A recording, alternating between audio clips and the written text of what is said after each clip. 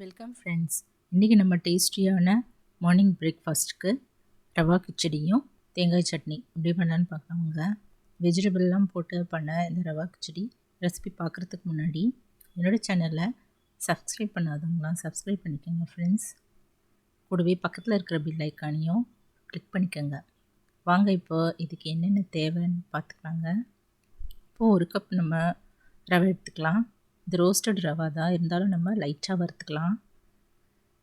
இப்போ 2 வெங்காயம், பெரிய வெங்காயம் இது போல் சின்னதாக கட் பண்ணிக்கலாம். தக்காளி 1 பொடிசாக இந்த போல் கட் பண்ணி எடுத்து வச்சுக்கலாங்க. ஒரு உருளைக்கிழங்கு சின்ன பீசஸாக கட் பண்ணி தண்ணியில் போட்டு வச்சுக்கலாம்.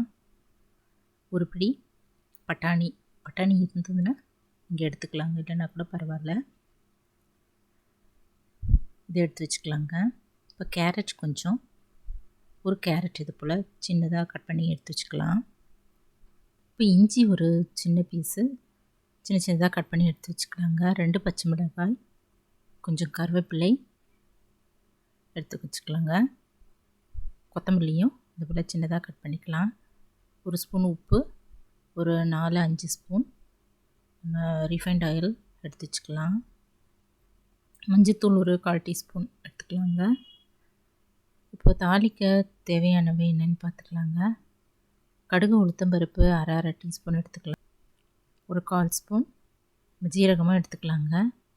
நெய் ஒரு 2 ஸ்பூன், இந்த வறுக்கிறதுக்கு நம்ம நெய் எடுத்துக்கலாம். இப்போ வாங்க இப்போ முதல்ல இந்த ரவையை கடாயில் வறுத்துக்கலாம். இப்போ அடுப்பில் ஒரு கடாய் வச்சுட்டு அதில் ஒரு 2 ஸ்பூன் ஆயில் ஊற்றிக்கலாங்க.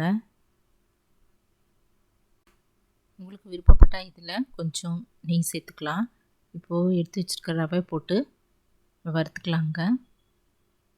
ஒரு 2 நிமிஷம் மட்டும் வறுத்துக்கலாம். இது ஏற்கனவே ரோஸ்டட் ரவா.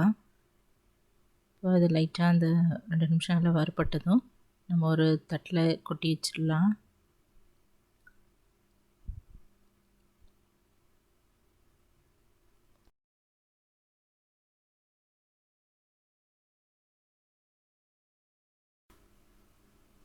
இப்போ அதே கடாயை அடுப்பில் வச்சுட்டு நம்ம ஆயில் ஊற்றிக்கலாங்க. கொஞ்சம் நெய்யும் இதில் போட்டுக்கலாம்.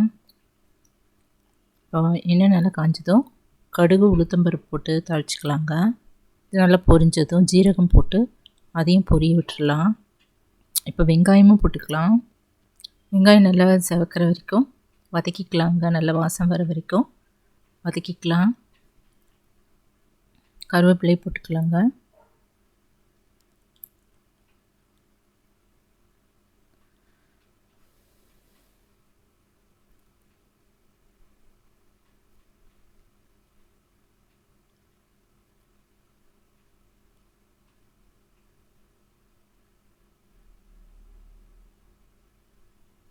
இப்போது கட் பண்ணி வச்சுருக்கிற தக்காளியும் போட்டுடலாம். இப்போது தக்காளியும் வெங்காயமும் நல்லா வதங்கிறதுக்கு நம்ம இப்போ இது கூட உப்பு ஆட் பண்ணிக்கலாம். ஒரு ஸ்பூன் உப்பு போட்டுட்டு வதக்கிக்கலாம்.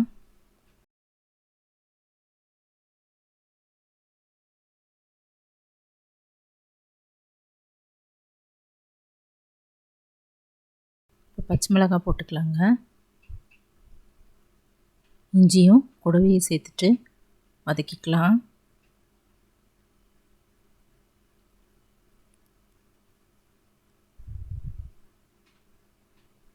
இப்போது மஞ்சத்தூள் போட்டுட்டு கலந்துடலாங்க. இப்போ நம்ம கட் பண்ணி வச்சுருக்கிற வெஜிடபிள்ஸ் ஒவ்வொன்றா அதில் போட்டுக்கலாம். இப்போது பட்டாணி, கேரட், உருளைக்கிழங்கு இதெல்லாம் இதில் போட்டுடலாங்க. இது நல்லா வதங்கட்டும். கரண்டியை நல்லா கலந்துடலாங்க. இப்போ எல்லாமே நம்ம கலந்துட்டோம். இப்போது 1 கப் நம்ம ரவை எடுத்திருந்தோம். அதுக்கு ஒரு 4 கப் தண்ணி இதுக்கு தேவைப்படுங்க. 4 கப் தண்ணி ஊற்றிக்கலாம்.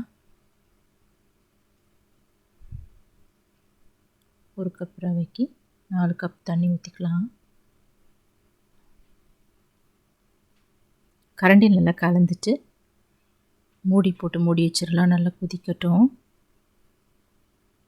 கொதி வந்த பிறகு நம்ம அந்த வறுத்து வச்சுருக்கிற ரவையை இதில் கொட்டிடலாங்க. இப்போ இது நல்லா கொதி வந்திருக்கும். மூடி திறந்து பார்க்கலாங்க. இந்த ரவை இதில் போட்டுடலாம். போட்டுட்டு கரண்டியில் நல்லா கலந்துக்கலாங்க.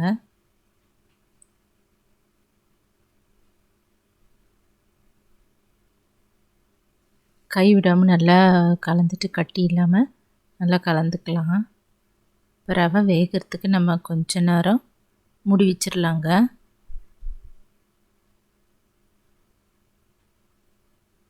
நம்மளுக்கு டிஃபன் எதுவுமே இல்லாத டயத்தில் இந்த போல் டக்குன்னு ரவை மட்டும் இருந்தது, கொஞ்சம் வெஜிடபிள்ஸ் இருந்தால் கூட போதுங்க. ஈஸியாக செஞ்சு கொடுத்துடலாம். நம்ம பசங்களுக்கு எல்லாருக்குமே செஞ்சு கொடுக்கலாங்க. ரொம்ப நல்லாயிருக்கும். இது கூட நம்ம சட்னி சாம்பார் இதெல்லாம் அருமையாக இருக்குங்க. நான் இதுக்கு தேங்காய் சட்னி தான் அரைச்சேங்க. இப்போ இதை நல்லா கலந்துட்டு திரும்ப நம்ம மூடி வச்சிடலாம். ஒரு 2 நிமிஷம் நல்லா வேகட்டும், சேர்ந்து வரட்டும். தேவைப்பட்டால் இப்போ நம்ம நெய்யும் ஊற்றிக்கலாம். இதில் நம்ம ஸ்டவ் ஆஃப் பண்ணி இறக்கி வச்சுக்கலாம். கடைசியாக நம்ம அதில் கொத்தமல்லி தூவி இறக்கி வச்சிடலாம். இப்போ நல்லா டேஸ்டியான ரவா கிச்சடி தயாராகிடுச்சுங்க. இப்போது தேங்காய் சட்னிக்கு எப்போவும் அரைக்கிற மாதிரி தேங்காய் கொஞ்சம் அரை மூடி திருவிச்சுக்கலாம். கொஞ்சம் உடச்சக்கடலை, 2 பச்சை மிளகாய், 1/2 டீஸ்பூன் உப்பு, கொஞ்சமாக புளி எடுத்து நம்ம மிக்ஸி ஜாரில் போட்டு கொஞ்சம் தண்ணி ஊற்றி அரைச்சிக்கலாங்க. கடைசியாக அடுப்பில் ஒரு கரண்டி வச்சுட்டு கொஞ்சம் நெய் ஊற்றிட்டு ஒரு 6-7 முந்திரி பருப்பு போட்டு வறுத்து இந்த கிச்சடி மேலே தூவிடலாம். நல்லா டேஸ்ட்டாக இருக்குங்க. இந்த சட்னிக்கும் நம்ம தாளிச்சிக்கலாங்க. எண்ணெய் காஞ்சதும் அதில் கடுகு, உளுத்தம்பருப்பு, பெருங்காயம் இதெல்லாம் போட்டு நல்லா பொரிய விட்டுட்டு கருவேப்பிலை போட்டுட்டு நம்ம இந்த அரைச்சி வச்சுருக்கிற சட்னியில் ஊற்றிக்கலாம்.